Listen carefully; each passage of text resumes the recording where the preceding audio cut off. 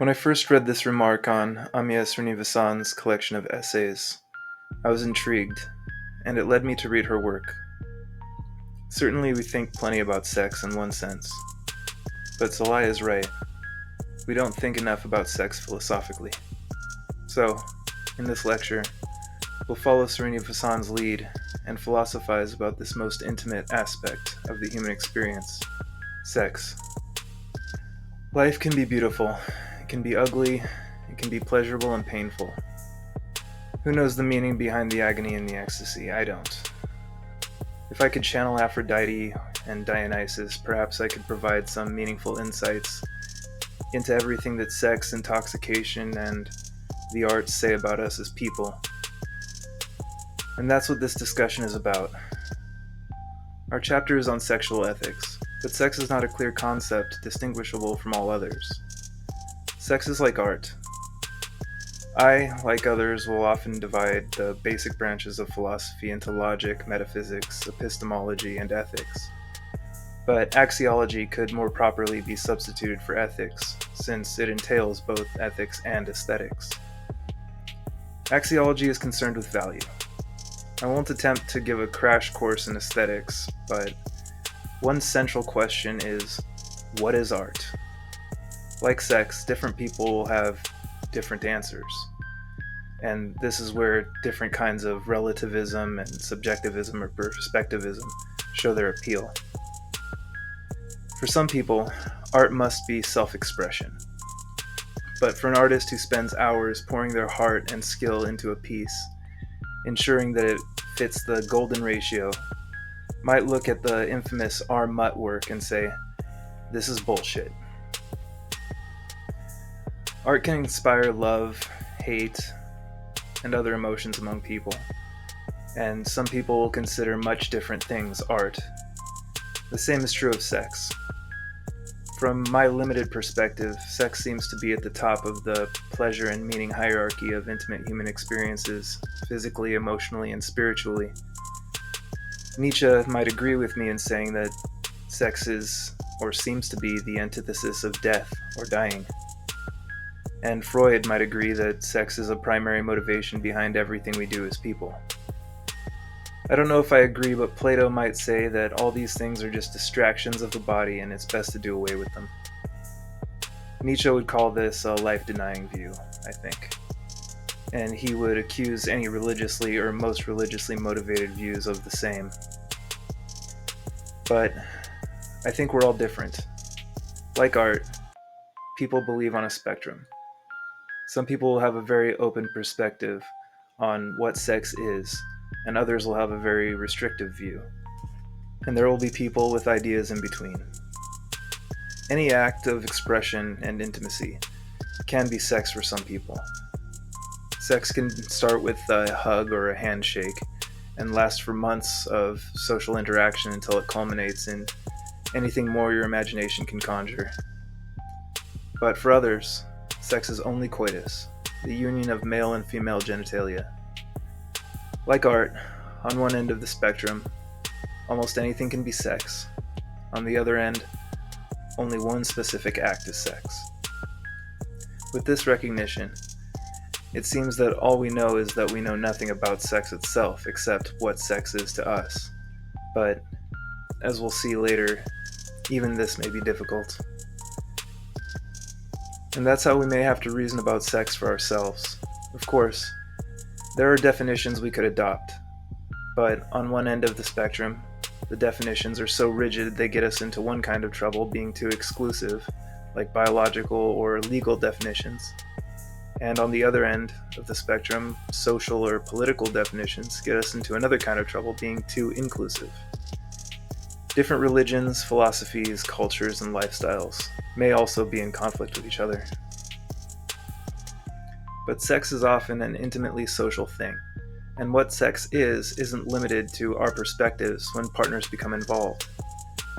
I recall a scene from the 1990s film Clerks. A woman confessed to her boyfriend, who believed she had a low body count or something, that she had had a lot of oral sex partners. Even though in her mind oral sex didn't count, it made him furious, and he was extremely judgmental. That scene illustrates pretty well the different views on sex that different people can have. It also illustrates what jerks people can be.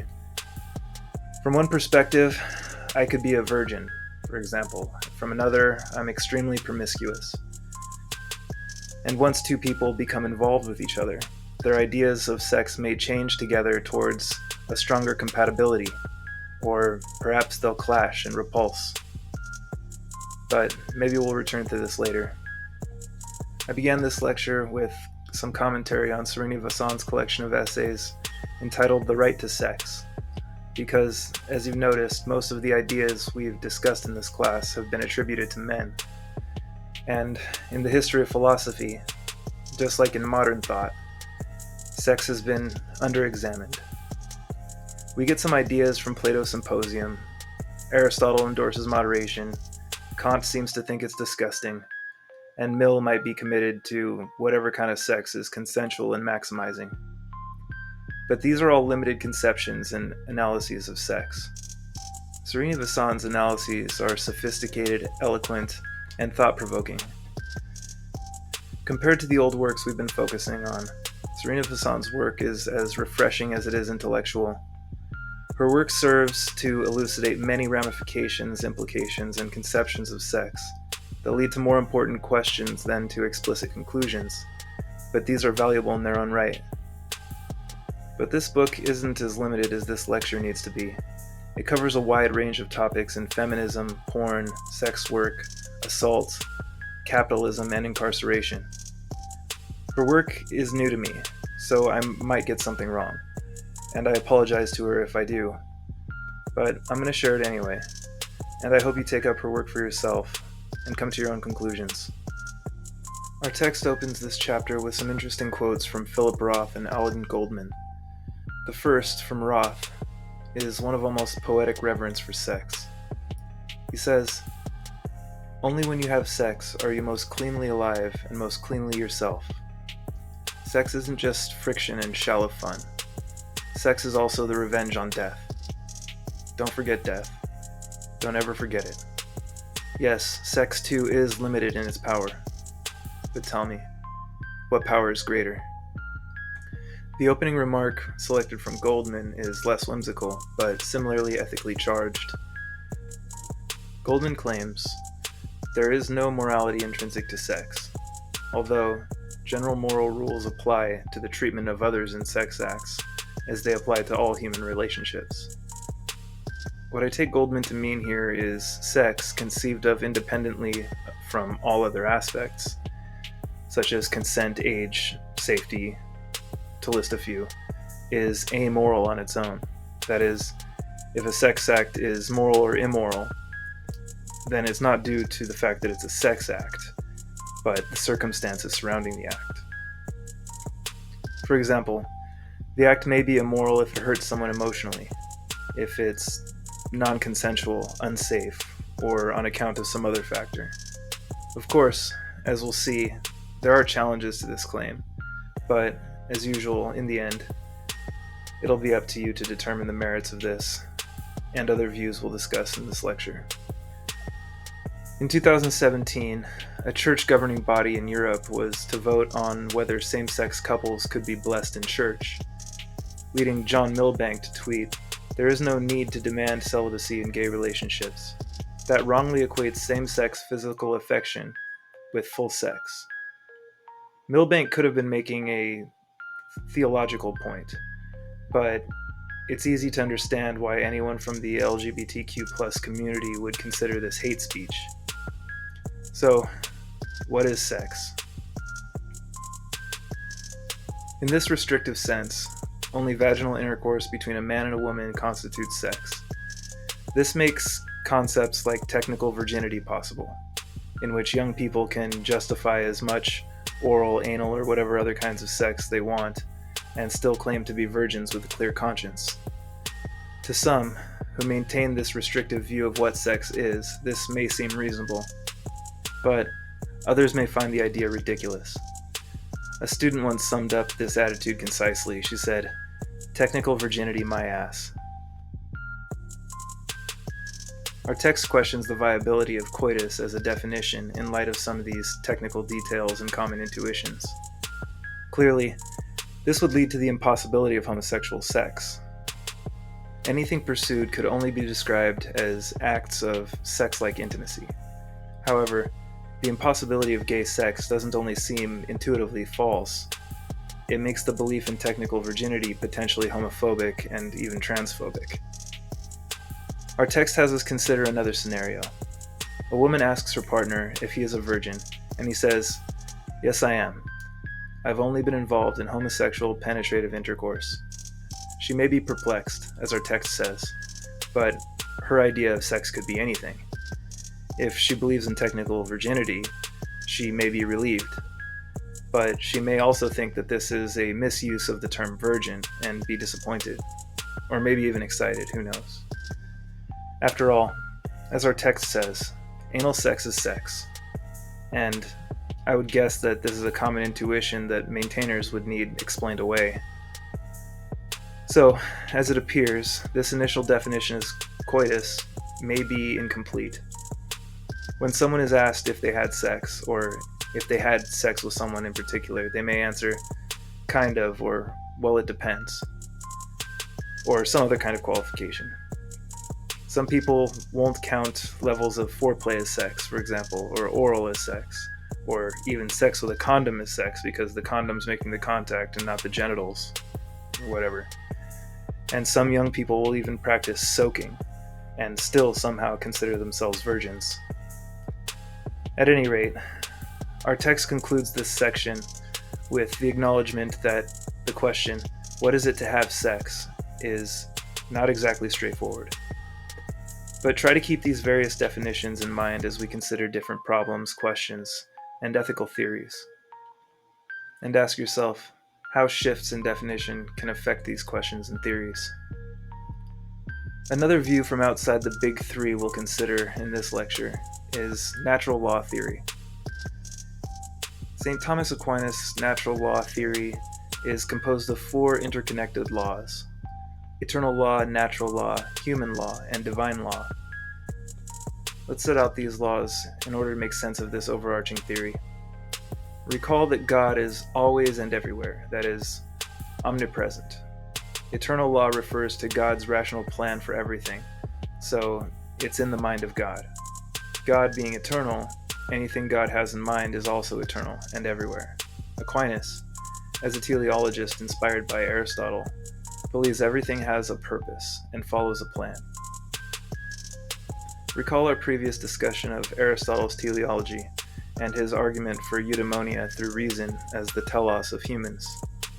Aquinas agrees with Aristotle that reason reveals our telos, or purpose, as humans, but goes one step further. Not only does fulfilling our purpose well make anything or anyone good, fulfilling our purpose is also to act in accordance with God's plan, the eternal law.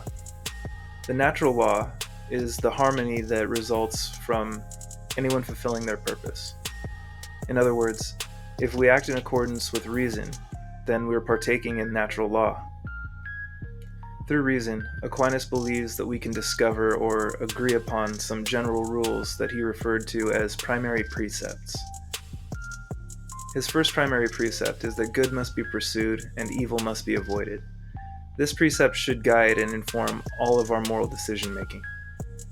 This is a natural law because it is obvious to us through reason. Other such natural laws that Aquinas identified are that we ought to protect and preserve human life, reproduce and educate our offspring, know and worship God, live in a society, very Aristotelian there. Aquinas considers these primary because everyone can figure them out by reason alone, and they apply to everyone. Thus, they're consistent with natural law. Human law is law as we usually conceive of it, and made up of what Aquinas calls secondary precepts. Secondary precepts, like federal and local laws, aren't necessarily moral in nature. Recall our earlier discussion on the difference between morality and legality. What is legal isn't always moral, and what's illegal isn't always immoral. For a human law to be morally good, it must be in accordance with natural law. Our text gives the example of women driving in Saudi Arabia, which was until recently illegal. Though this is no longer the case, there are places in the Middle East that are quite patriarchal, meaning their societies and governments are controlled by men and typically, from a Western or American perspective, controlled unjustly in favor of men. Our text could have used other examples, such as face veils or legal requirements for women to have male guardians, usually their fathers or brothers. People find these things sexist and oppressive too, but our text went with the driving example. Aquinas would maybe say that all these examples go against the natural law because if we reason about them, we should see that they impose different standards based on arbitrary differences such as sex and gender. So the patriarchal laws are inconsistent with the natural law and are thus immoral. Think back to that later. Any laws that people think are good but go against natural law only appear good, thus Aquinas' terminology, apparent good. A real good is when secondary precepts or human laws conform to natural law. Aquinas believes we can discover laws in at least two ways: through reason, as we've already seen, and through revelation. It's by revelation that we learn the divine law. Divine law is what God reveals to us through scriptures, such as the Quran or the Bible. As said in previous lectures, a theory is teleological when the good of something is determined by how well it achieves its end, purpose, or function. The natural law theory, being teleological, then must answer the question, what is sex for, in order to determine what good sex is? On the natural law theorist's view, the one true function of sex is procreation. It feels good only to facilitate that end. Therefore, sex is only morally good if it facilitates the end of procreation, and morally bad if it frustrates procreation. A natural law theorist is therefore committed to the position that masturbation, pornography, contraception, and other than heterosexual acts are morally wrong. Masturbation and pornography are morally wrong since they're self-centered and frustrate procreation, as does contraception. Typically, other than heterosexual acts have no tendency towards procreation either and are, therefore, on this view, morally wrong also. Our text proceeds to give some brief clarification on common misconceptions of what this theory stipulates. For example, the difference between misuse and disuse. That is, using something improperly is not the same as not using it at all, so celibacy is morally permissible.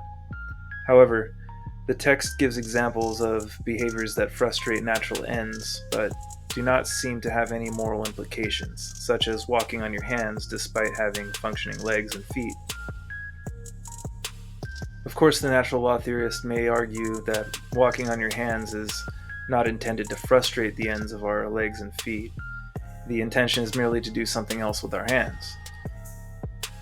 However, if the intention is to frustrate those ends, then they may be committed to the conclusion that always walking on your hands may be immoral. However, the claim is not that something is wrong because it's unnatural. So the use of medications, toys, fantasies, and diverse sex acts may be morally permissible so long as they lead to intentional procreation.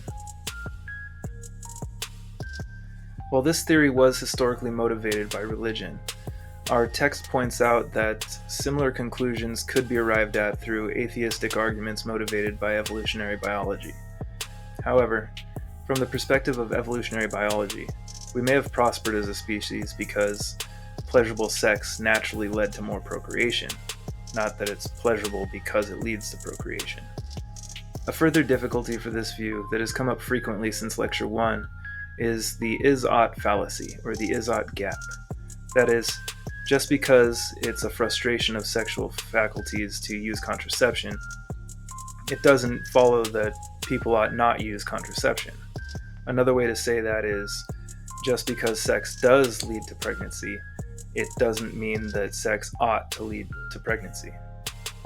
Before proceeding with our text to the other moral lenses, let's practice using the natural law theorist lens to evaluate a thought experiment.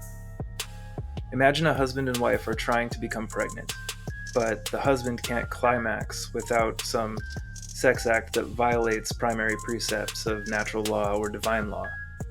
The entire encounter would be completely antithetical to natural law theory until the final moments leading to conception, whether that be by quickly changing acts or performing them in a way that it leads to pregnancy. How is the natural law theorist supposed to conclude that whatever morally depraved sex acts you're comfortable imagining are morally permissible if they ultimately lead to intentional pregnancy? There is a principle on this view called the doctrine of double effect, and it states that an act violating a primary precept can be morally acceptable if it also meets the following four criteria. The act must be a good one. The act must come about before the consequences. The intention must be good. And lastly, the reasons must be serious. Strangely, it seems that in this scenario, the act may be a good one since married couples presumably ought to have children, so that satisfies the first criterion. Criterion 2 seems to be satisfied since the only consequences of the act are pregnancy, and perhaps a guilty conscience, depending on what the act was that led to the climax and how they felt about it once the excitement had subsided, or whatever. 3 also seems to be satisfied since the intention of the act was to fulfill the function of sexual faculties, as demanded by natural law theory. And finally, since having children is momentous, and the scriptures say to be fruitful and multiply or something, the reasons for the act also appear serious, thus satisfying criterion number 4. This is indeed a strange consequence of the theory if we've interpreted it and applied it correctly. This harkens back to some of our text's earlier questions regarding sex. For example, in the first section of this chapter, our text asked, what is the role of pleasure in defining sex? Since whatever the couple was doing could potentially have culminated in only one moment of coitus, could we rightly say that the wife had sex? We can see what the role of pleasure is for the husband on this view, since without that, conception would be impossible. But what, on this view, is the role of the female orgasm? It certainly isn't necessary for pregnancy. If it has no function, does this mean that homosexual acts are only morally impermissible for men? Furthermore, if on this view the female orgasm is unimportant, this view may not only be trans and homophobic, but perhaps also chauvinistic and sexist. However, it doesn't follow from the fact that because we don't like a conclusion, that conclusion isn't correct. But the many issues we discover in the course of our analysis do give us reason to question this theory's viability.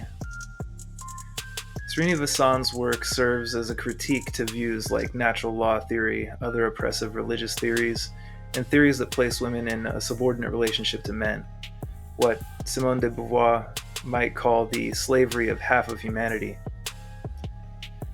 In her work, The Second Sex, she argues that once this oppressive, hypocritical system is abolished, couples can finally discover their true form, not only in sex, but in all relationships as equals.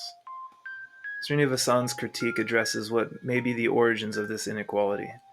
She claims that women are born into a class of people assigned to an inferior social status on the basis of something called sex, a thing that is said to be natural, pre-political, an objective material ground on which the world of human culture is built.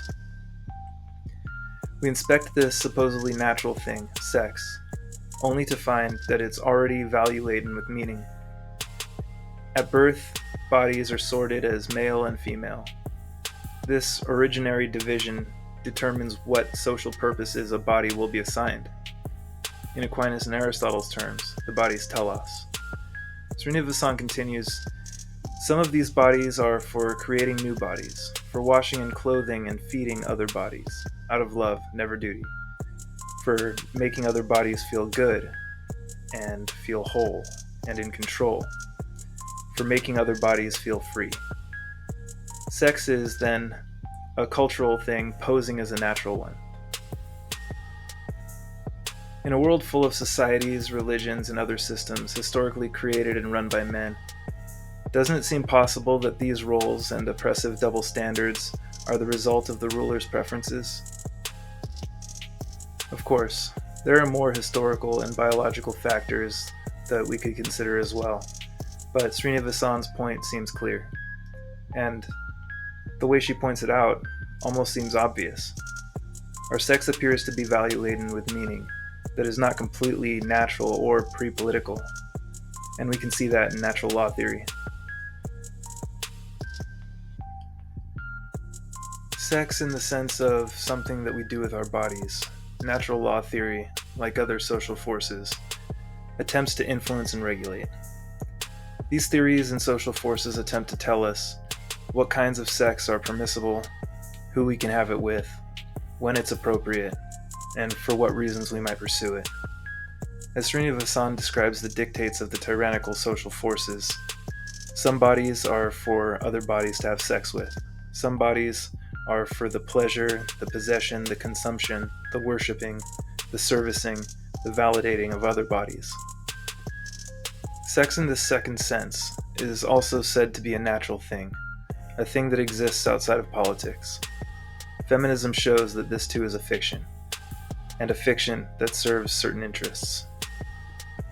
With what little we have available to us in our text covering Kant's incredibly dense theories, our analysis of his views on sex will be unfortunately limited. However, as our text admits, even the greatest Kant scholars are still not sure how to understand his ideas on sex. With that said, the Kantian lens we've molded in this class so far should be sufficient to give us a rudimentary understanding or overview of Kant's thoughts on the morality of sex. Kant's view does not seem overtly religious, though it possibly has religious motivations. Friedrich Nietzsche, for example, once described Kant as an underhanded Christian, or a Christian in disguise. However, if we keep within the theoretical framework we've discussed so far, we can see that his views on sex are based on the second formulation of the categorical imperative. That is, act in such a way that you always treat humanity, whether in your own person or in the person of any other, never simply as a means, but always at the same time as an end. Kant is what Alan Sobel called a sexual pessimist, that is, someone who sees human sexuality as undignified in general. Sexual pessimism, again, is a view that Nietzsche would describe as life-denying, because it discounts an essential part of physical and emotional human life. A life-affirming view, in Nietzsche's language, is what Sobel calls sexual optimism, in which sex is befitting a healthy and moral life. However, from Kant's pessimistic view, sexual desire is the only natural impulse that takes someone else's body as an object of indulgence, that is, as a means to the end of sexual gratification. Since this doesn't treat the desired person as a whole person, sexual desire and intercourse are immoral. However, in the context of marriage, Kant thinks that sexual desire ceases to objectify people. This is a consequence of Kant's conception of marriage. Kant says that marriage is an agreement between two people by which they grant each other equal reciprocal rights, each of them undertaking to surrender the whole of their person to the other with a complete right of disposal over it. So, according to this conception of marriage, objectification and using one's partner as merely a means to an end ceases, because there's a kind of reciprocity in the marriage through which partners are treated as whole persons in sex. As Sobel explains, because the acquisition of another through sex in marriage is reciprocal, each person regains his or her personhood, and hence does not lose it after all. When I surrender myself to you, you thereby acquire me. By you also surrendering yourself to me, I thereby acquire you, which you includes the me that I have acquired. We each surrender, but then reacquire ourselves. This sounds a bit like the biblical becoming one flesh description of marriage, but that aside, this mutual and simultaneous surrendering and acquiring of each other somehow maintains the participants as whole persons. This is a complex view, but one of the immediate questions that will likely come to mind is, why is this reciprocity only possible in heterosexual marriage? Why not in deeply committed relationships? Why not in homosexual marriage? Indeed, when considering homosexual marriage through Kant's ethical lens, how is this restriction justified? It doesn't seem to violate the categorical imperative in any of its formulations.